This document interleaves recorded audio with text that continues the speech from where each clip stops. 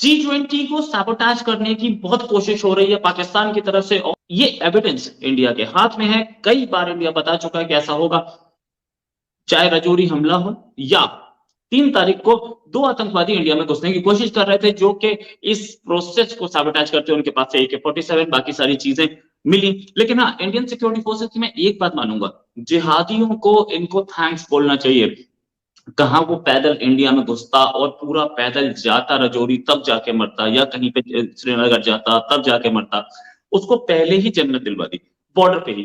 ये Indian security forces का एक कमाल है। ये जो इसका जवाब जयशंकर साहब ने बोला, बिलावल साहब ने बोला था कि 370 जब तक वापस नहीं लगेगी हम बातचीत नहीं कर पाएंगे, तो उस पर जयशंकर साहब ने बोला please wake up and smell the coffee, 370 वापस नहीं लगने वाली है। तो कब तक पाकिस्तान इंतजार करता रहेगा कि 370 दोबारा इम्पोज हो? हमेशा आपके यहाँ से कोई ना कोई हरे झंडे वाला आता है और यहाँ के लोग उन लोगों को, उन मुसलमानों को प्रोवोक करता है जो बैठे तो है हिंदुस्तान में, जो खाते हिंदुस्तान का है, जो सांस लेते हिंदुस्तान में है, जो कमाते हिंदुस्तान में, जो बहु बेटियां ब्याहते हिंदुस्तान में है, बहु बेटियों की इज्जत और सब चीजों को सेफ और सिक्योरिटी हिंदुस्तान में रखते हैं, लेकिन गुण गाते हैं पाकिस्तान का। जय हिंद दोस्तों, पाकिस्तान ब्रेकिंग न्यूज चैनल में आप सभी का हार्दिक स्वागत। जब से भारत ने ये निर्णय लिया कि वो जम्मू कश्मीर में G20 समिट की मीटिंग करवाने जा रहे हैं, तब से पाकिस्तान में खलबली मच गई है और पाकिस्तान के सभी मिनिस्टर अनाप शनाप बयान दे रहे हैं G20 के ऊपर।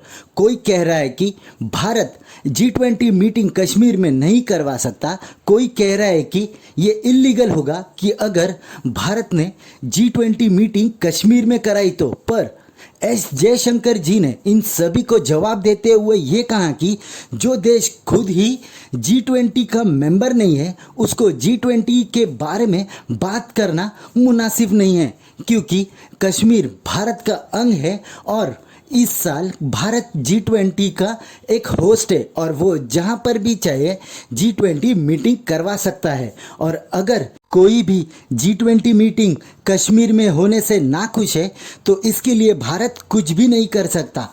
तो तब हो गई जब बिलावल ने सरेआम धमकी देते हुए ये कहा कि हम भारत को इसका जवाब ऐसे देंगे कि भारत याद रखेगा। और तब से कश्मीर में टेररिज्म बढ़ रहा है। तो क्या कश्मीर में G20 मीटिंग को कैंसिल करने के लिए पाकिस्तान ने टेररिस्टों को आदेश दे दिया कि वो टेररिज्म एक्टिविटी कश्मीर में बढ़ा दे? और ऐसा लग रहा है कि पाकिस्तान G20 मीटिंग से जेलस हो रहा है और वो नहीं चाहता किसी भी हद तक कि कश्मीर में G20 मीटिंग हो और कश्मीरियों की उन्नति हो। ऐसी ही वीडियो को अंतिम तक देखते रहिए, लाइक कीजिए, शेयर कीजिए और सब्सक्राइब कीजिए हमारे चैनल को, और बेल आइकन दबाना बिल्कुल भी ना भूले। और आपकी जो भी राय हो उसे कमेंट बॉक्स में जरूर दे। धन्यवाद। 30 जहादी जो है वो लॉन्च पैड्स पे पहुंचे हुए हैं और वो अंदर घुसने की कोशिश कर रहे हैं। तो ये सारा कुछ जो है ये G20 को जाहिर है सैबोटाज करने का मंसूबा है। अब इसमें मैं एक और चीज आज आपके इस प्रोग्राम के जरिए लोगों को समझाना चाहता हूं कि G20 को सैबोटाज किया जा रहा है 2 तरीके से।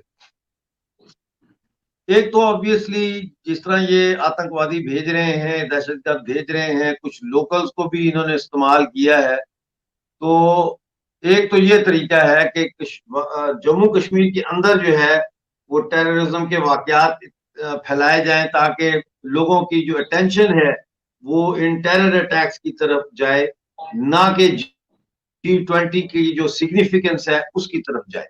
मसला ये नहीं है कि 370 इम्पोज होती है नहीं है।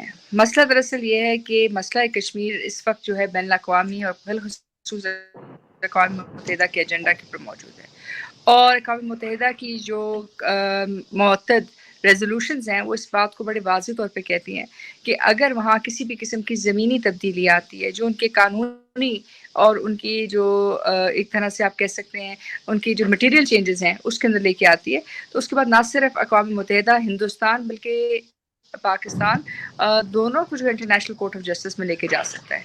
यानी कि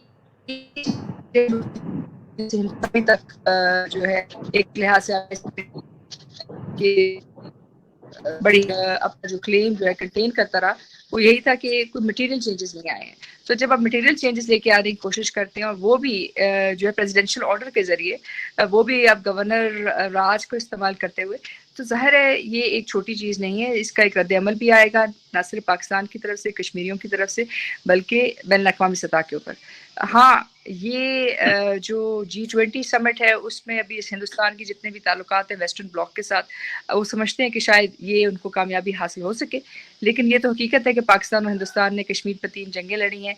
इसके अलावा मुअत्तद टाइम जो है हमारे वहाँ कॉन्फ्लिक्ट्स रहे हैं। तो अगर ये सूरत हाल जारी रही तो ज़ाहिर है कश्मीर का मसला इतनी आसानी से ना तो हिंदुस्तान को आगे बढ़ने देगा और ना ही इस खित्ते को आगे लेके जाएगा, जब तक इसका पुरअमन हल ना हो जो कश्मीरियों की उमंग के मुताबिक हो।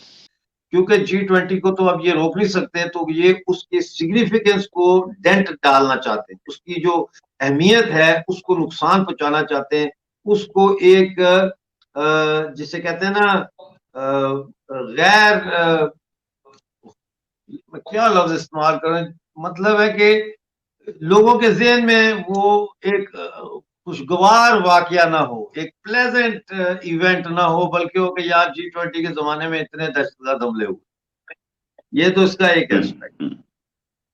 दूसरा जो एस्पेक्ट है वो बहुत खतरनाक है, और उस पे हमारा कोई इस वक्त कंट्रोल नहीं है। एज अ पॉलिटिकल पार्टी हमारी पार्टी का भी कंट्रोल नहीं है, एज अ पॉलिटिकल इंडिविजुअल मेरा जाती कंट्रोल नहीं है, और as Indian government is concern उनका भी इस पे डायरेक्ट कोई कंट्रोल नहीं है। और वो ये है कि इनसाइड पीओजे के क्या हो रहा है G20 को लेकर, और पीओजे के अंदर इन्होंने जब से ये G20 का सिलसिला शुरू हुआ, ये पाकिस्तान ने अपनी फौज के जरिए और अपनी जो प्रॉक्सीज हैं जिहादी, उनके जरिए एक पूरी कैंपेन शुरू की हुई है, ग्रास रूट लेवल से लेके ऊपर तक जिहादी कैंपेन, हेट इंडिया कैंपेन।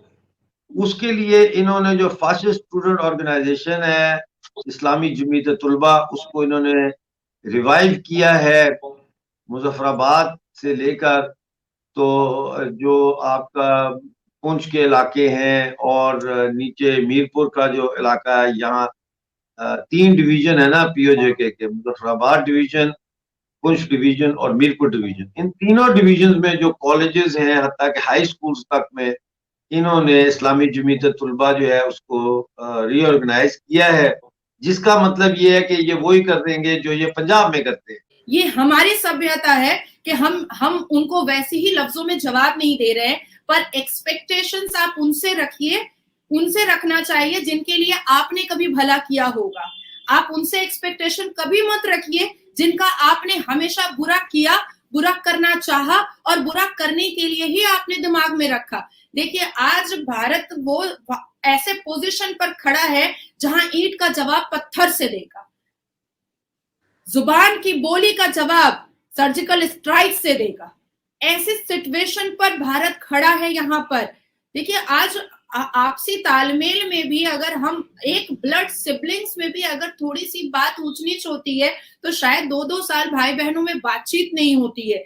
आज आप देखिए पाकिस्तान ने हमेशा हिंदुस्तान को गाली दी, पाकिस्तान ने हमेशा हिंदुस्तान को बुरा भला कहा, पाकिस्तान की वजह से हमेशा हिंदुस्तान को टेररिज्म का सामना करना पड़ा। हमेशा आपके यहाँ से कोई ना कोई हरे झंडे वाला आता है और यहाँ के लोग उन लोगों को, उन मुसलमानों को प्रोवोक करता है जो बैठे तो है हिंदुस्तान में, जो खाते हिंदुस्तान का है, जो सांस लेते हिंदुस्तान में है, जो कमाते हिंदुस्तान में, जो बहू बेटियां ब्याहते हिंदुस्तान में है, बहू बेटियों की इज्जत और सब चीजों को सेफ और सिक्योरिटी हिंदुस्तान में रखते हैं, लेकिन गुण गाते हैं पाकिस्तान का।